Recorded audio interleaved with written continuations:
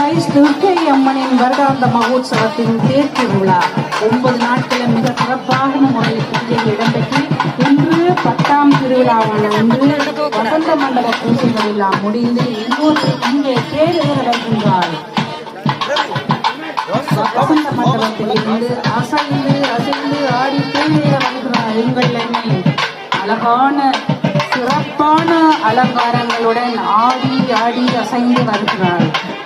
மக்களின் கரகோஷங்கள் கரகோஷங்களுடன் மங்கள வாத்தியங்கள் முழங்க